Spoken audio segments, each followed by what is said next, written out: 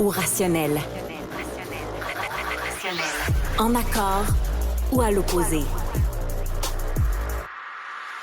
Par ici, les brasseurs d'opinion et de vision. Les rencontres de l'air.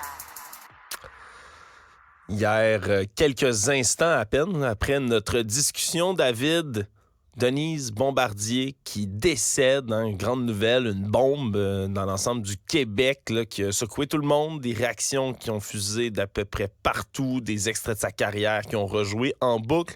Et à ton tour, tu souhaitais leur rendre un hommage puis parler un peu de l'impact là, de Mme Bombardier a eu sur toi.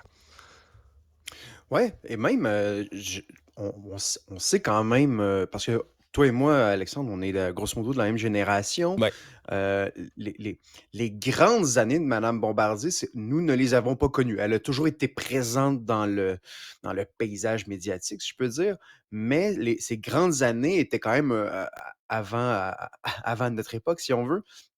Donc, j'ai vraiment réalisé aussi dans les derniers 24 heures à quel point il a eu un impact important. Donc, tous les politiciens en ont parlé, les journalistes, les chroniqueurs. Donc, vraiment, ça m'a quand même frappé. Et moi, oui, je l'ai rencontré une fois. J'ai discuté avec elle peut-être une quinzaine de minutes. Et puis, ben oui, c'est véritablement une grande dame allumée.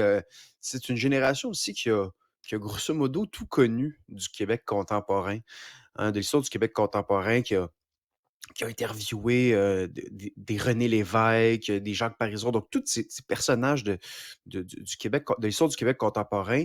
Vraiment, elle l'a vécu, elle a interviewé, elle a questionné ces grandes figures-là. Je pense que c'est vraiment inspirant pour les gens de tout âge, là, mais vraiment, j'espère que son souvenir va avoir une certaine pérennité, là. Ouais, puis tu fais bien de le dire, honnêtement, David, puis je pense que c'est la perspective générationnelle est vraiment intéressante ici.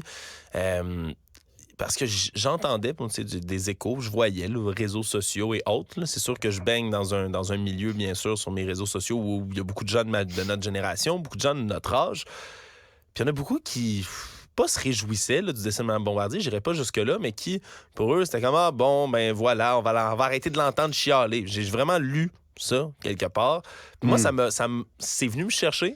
Honnêtement, ça m'a vraiment écorché, puis j'ai dû réagir, puis j'ai réécrit à des gens comme ça parce que c'est sûr que nous, on a connu Mme Bombardier, qui était encore active, bien sûr, parce qu'elle a été active là, jusqu'à la toute fin de sa vie. Là. C'est jamais qu'il a jamais cessé d'être dans l'espace public et de s'exprimer. Puis c'est sûr qu'elle a pris des prises de position qui, parfois, écorchaient des plus jeunes générations. Là, on se souviendra lorsqu'elle parlait du français chez les jeunes, lorsqu'elle parlait des tatouages aussi. S'est exprimé, ça avait fait tout un tollé. Mais quelque part, c'est pas parce qu'on n'est pas en accord avec certaines positions que Mme Bombardier exprimait vers la fin de sa vie que. Puis je comprends que notre génération a surtout vu ça, mais qu'il faut oublier l'œuvre entière que cette femme-là a eue sur le Québec, David. Puis je veux dire, première femme à animer une émission d'affaires publiques, là, au Québec, dans un milieu rempli d'hommes. Puis c'est un exploit. On comprend mal le courage que ça prenait pour une femme comme Mme Bombardier de faire ça à l'époque, on s'entend. Ouais, et je suis très content que tu utilises le mot courage parce que c'est véritablement ça. Oui. J'ai l'impression que parfois, à notre époque, on utilise le mot courage à toutes les sauces. La moindre personnalité publique qui fait une petite sortie médiatique, on dit qu'elle est courageuse. À cette époque-là, il y a un véritable... C'est-à-dire que la notion de courage inclut une forme de risque. Et quand on remet certaines choses en question véritablement, il y a un risque. Et même ma petite conversation avec Madame Bombardier, elle me, euh, elle me confiait qu'à l'époque, quand elle a commencé, il y avait des réalisateurs pervers, vraiment. Elle m'avait confié ça et elle, avec une certaine fierté, elle disait, moi, je les revirais de bord assez rapidement. Euh, et finalement, elle expliquait que tu sais, les combats qu'on a vus sur les questions de MeToo, par exemple, dans les dernières années, ben, ça n'a pas commencé dans les années 2010. Là, Mais ça a non. commencé bien avant. Et puis, Denise Bombardier a été une pionnière là-dedans. Et puis, faire sa place là-dedans, ça a assurément été très, très difficile pour elle. Donc, vraiment, comme tu dis, c'est vraiment la notion de courage que je retiens d'elle. Et il y a aussi, et ce qui n'est pas banal, hein, c'est une femme qui est issue des classes populaires. Hmm. et puis qui a fait un doctorat à la Sorbonne. Et on se rappellera qu'elle, elle est née dans un Québec pré-Révolution tranquille. Pour une femme, qui plus est, en plus issue des classes populaires. Donc, véritablement, il y a vraiment un exploit qui s'est passé là. Et puis, c'est vraiment inspirant. C'est un autre mot que je pense qu'il faut retenir, là. Ouais, puis tu parles du courage, là, évidemment, dans les extraits qu'on revoit en boucle, là, parce que c'est fou, le Madame Bombardier. C'est comme quand un joueur de hockey célèbre décède, puis on a ses meilleurs moments, là, ses meilleurs jeux qui jouent en boucle à la télé. Mais Madame Bombardier, c'est la même chose. Là, des extraits célébrissimes qui la concernent. Puis, entre autres, évidemment, on pense à son passage en France, hein, Gabriel Matineff, ce pédophile, hein, je vais le dire comme ça, c'est un auteur pédophile qui se vantait Mhm. là, de par son espèce d'aura d'invincibilité littéraire, qui se vantait littéralement comme quoi, ben moi, je couche avec des jeunes filles de 14 ans, de 15 ans, puis c'est très bien comme ça, puis tout le monde rit puis applaudit autour du plateau. Sauf Madame Bombardier qui le replace. Puis vraiment, c'est un extrait, je pense, que tout le monde devrait voir. Là, comme tu dis, c'est avant notre naissance, tout ça. Là, je pense, mais c'est quand même, c'est extraordinaire. Puis ça rejoue en boucle. Puis avec raison, c'est ça le courage. Là. Elle avait tellement à perdre de Ouais. faire ce genre de Ben oui. commentaires-là sur un plateau rempli d'hommes. Puis pourtant, elle l'a fait, David. Ouais, exactement. C'est remarquable. Mathieu Bocoté en parle d'ailleurs dans sa chronique de ce matin là, sur son petit hommage à Madame Bombardier. J'adhère entièrement à ce qu'il dit. Et oui, c'est une intellectuelle aussi qui a eu un beau parcours en France.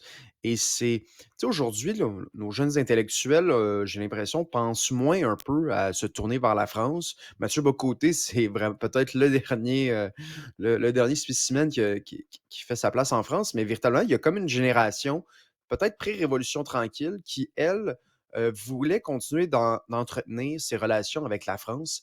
Et c'est ce qu'elle a fait. Hein. Elle a critiqué le joual.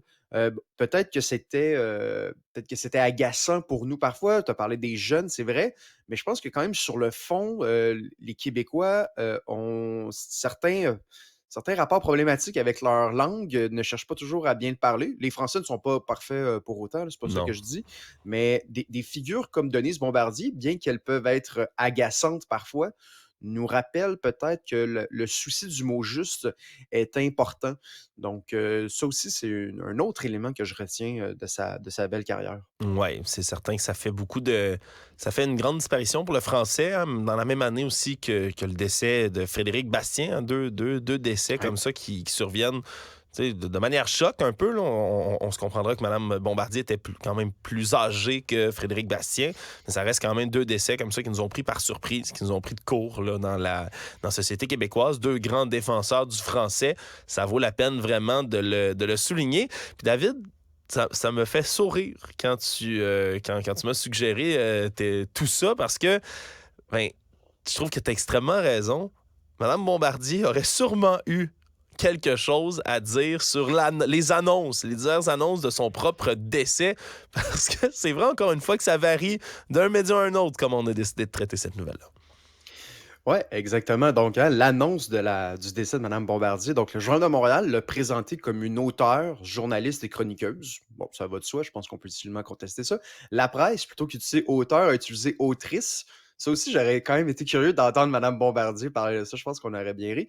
Donc, autrice, journaliste et chroniqueuse. Et dans le devoir, là ici, attention, journaliste et polémiste. Donc, j'ai trouvé ça quand même un peu bas, si je peux dire, du devoir, hein. C'est-à-dire qu'autrice, journaliste, chroniqueuse, ben, c'est son travail, je veux dire, c'est assez objectif. Polémiste, ça donne quand même une connotation négative. Il y en a qui disent, ben, c'est vrai qu'elle a créé la polémique dans sa vie, on peut difficilement le contester, Ouais. mais elle n'avait pas peur du conflit, elle avait un franc-parler. Je ne considère pas ça comme étant une polémiste pour autant. Hmm. Ben, c'est sûr, c'est plus difficile tu sais, de s'entendre sa définition de polémiste. Est-ce que Mme Bombardier en était une, n'en était pas? Je pense que tes mots sont peut-être plus justes, là. Une femme qui n'avait pas la langue dans sa poche, une femme qui n'a jamais eu peur de la confrontation, une femme qui aurait aimé, je pense, justement, parler de ça. Tu fais bien de le rappeler, qui aurait aimé, je pense, discuter des termes avec lesquels on la définissait à ce moment-là, qui malheureusement, c'est sûr, il n'est plus là pour le faire, mais c'est je pense, un des hommages qu'on peut lui rendre, justement, c'est de reconnaître qu'est-ce qu'elle aurait souhaité dans ce cas-ci.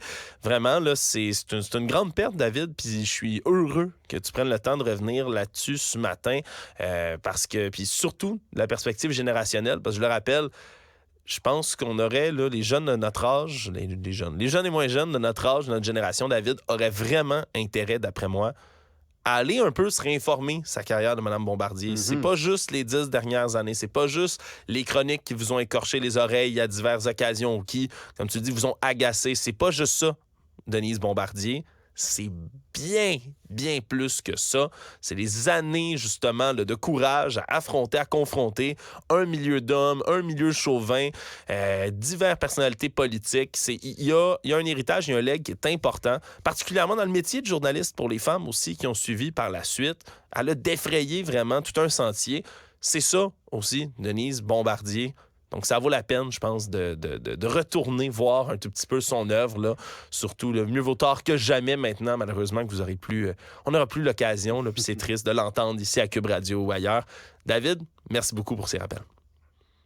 Merci.